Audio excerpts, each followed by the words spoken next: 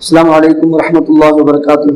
கண்ணியத்துக்குரிய அல்லாஹ்வின் நல்லடியார்களே, அப்துல்லாஹ் இப்னு மஸ்ஊத் ரலியல்லாஹு அன்ஹு அவர்கள் அறிவிக்கின்றார்கள், நாங்கள் பெருமானார் ஸல்லல்லாஹு அலைஹி வஸல்லம் அவர்களோடு ஒரு பயணத்தில் நாங்கள் இருந்தோம். அந்த பயணத்திலே நாங்கள் ஒன்றாக இருந்த சமயத்திலே பெருமானார் ஸல்லல்லாஹு அலைஹி வஸல்லம் அவர்கள் மலஞ்சலம் கழிப்பதற்காக சென்றிருந்தார்கள். நபியவர்கள் சென்று வருவதற்கு இடையிலே நாங்கள் ஒரு தாய் பறவையையும் அது குஞ்சு பொரித்திருந்த அந்த குஞ்சுகளோடு சேர்ந்து இருப்பதை நாங்கள் பார்த்தோம். அப்ப தாய் பறவையை மட்டும் விட்டுட்டு அந்த குஞ்சு பறவைகளை எடுத்துக்கொண்டு வந்து விட்டோம். நாங்கள் எடுத்துக்கொண்டு வர வர அந்த தாய் பறவை தங்களுடைய அந்த ரெக்கையை விரிச்சுட்டு எங்க பக்கத்துல சுத்தி சுத்தி வந்துட்டே இருந்துச்சு. அதுக்கு இடையில பெருமானார் ஸல்லல்லாஹு அலைஹி வஸல்லம் அவர்கள் தங்களுடைய சுய தேவை நிறைவேற்றி விட்டு வந்து விட்டார்கள். வந்த உடனே பாக்குறாங்க, அந்த தாய் பறவை ரெக்கையை விரிச்சுட்டே இருக்கு. ரெக்கையை விரிச்சு அப்படியே சிறகு வேகமா அடிக்கும். தாய் பறவை தன்னுடைய குஞ்சுகளை காணோம் அப்படின்னும் போது வேகமா ரெக்கையை அடிச்சுட்டே பறக்கும். உயரமாவும் பறக்காது, கீழே வந்து நிற்காது. கொஞ்ச தூரம் இப்படி பறந்துகிட்டே என்ன செய்யும், பறக்கும், திரும்ப கீழே உட்காரு, திரும்ப பறக்கும், சிறகு அடிச்சுக்கிட்டே பறக்கும். இந்த மாதிரி அடிச்சுட்டு இருப்பதை நபி ஸல்லல்லாஹு அலைஹி வஸல்லம் பாக்குறாங்க.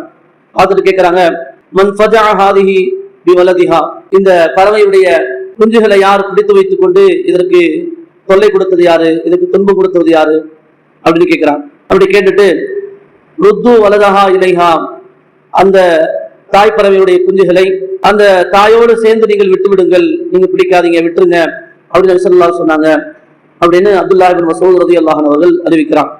இன்றைக்குரியவர்களே பாருங்க, அல்லாஹ் ரப்புல் ஆலமீன் ஒவ்வொரு பிராணிகளிடத்திலும் பாசத்தை அல்லாஹ் ரப்புல் ஆலமீன் வைத்திருக்கின்றான்.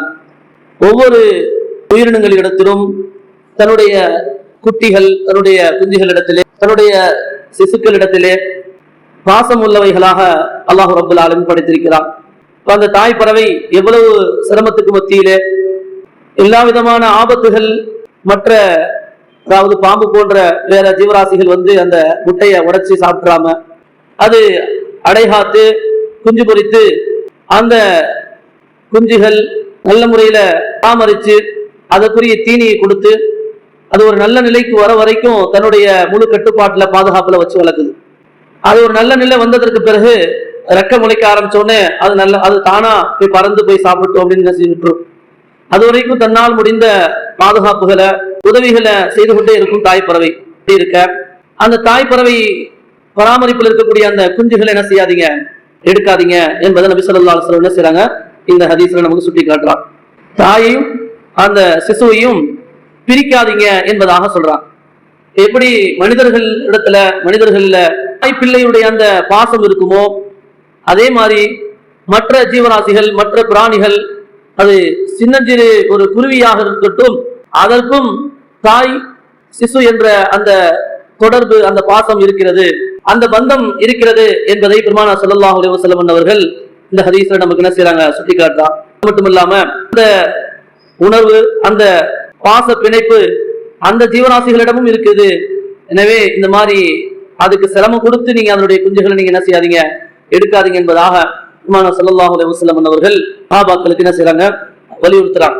அப்ப இந்த ஹதீஸிலிருந்து முஹத்திஸீன்கள் நமக்கு என்ன குறிப்பிடுறாங்க அப்படின்னா, அதாவது தாய் பறவைகளிடமிருந்து அந்த குஞ்சு பறவைகளை நீங்க இப்படி பிரிச்சு இப்படி எடுத்து அந்த தாய் பறவைக்கு சிரமம் கொடுப்பதிருக்கிறது, அது இப்படியாக ஒரு மற்ற ஜீவராசிகளிடத்திலே நீங்கள் இரக்க குணமற்றவர்களாக நீங்கள் நடப்பீர்கள் என்று சொன்னால் அந்த குணம் மற்ற மனிதர்களிடத்திலே நீங்கள் பழகிற பொழுதும் அது போன்ற ஒரு நிலைகள் உங்களுக்கு ஏற்பட்டுவிடும். ஆகவே நீங்கள் சின்னஞ்சிறு ஒரு பிராணியாக இருந்தாலும் அதனிடத்திலே அதுக்குரிய நீங்கள் உணர்வுகளுக்கு நீங்கள் மதிப்பளியுங்கள் என்பதாக பெருமானார் ஸல்லல்லாஹு அலைஹி வஸல்லம் அவர்கள் இந்த ஹதீஸின் வாயிலாக இந்த உம்மத்திற்கு கற்றுத் தருகிறார்கள். அதாவது மனிதர்களுடைய இதயங்கள் ஒரு விசாலமான ஒரு இரக்க குணங்களை கொண்டதாக இருக்கிறது. அந்த இரக்க குணம், கருணையை உடையவர்களாக ஒவ்வொரு மனிதனுடைய இதயங்களும் இருக்க வேண்டும்.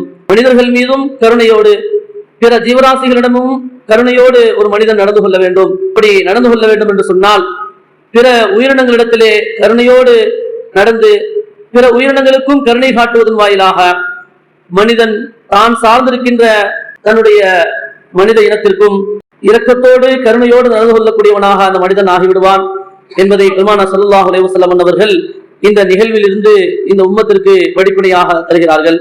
ஆகவே பெருமானா ஸல்லல்லாஹு அலைஹி வஸல்லம் அவர்கள் கற்றுத்தந்த அந்த பாடத்தை நம்முடைய வாழ்விலும் நாம் எடுத்துக்கொண்டு பிற ஜீவராசிகளிடத்திலும் நாம் அன்போடு பாசத்தோடு பரிவோடு நாம் நடந்து கொள்வதோடு நம்மளோடு பழகுகிற நம்மளோடு இருக்கின்ற சகோதரர்களிடமும் கருணையோடும் பாசத்தோடும் இரக்கத்தோடும் நடந்து கொள்கின்ற இலகுவான அந்த இலகிய மனம் படைத்தவர்களாக அல்லாஹ் ரப்புல் ஆலமீன் நம் அனைவருடைய உள்ளங்களை அல்லாஹ் ரப்புல் ஆலமீன் அமைத்து தருவானாக.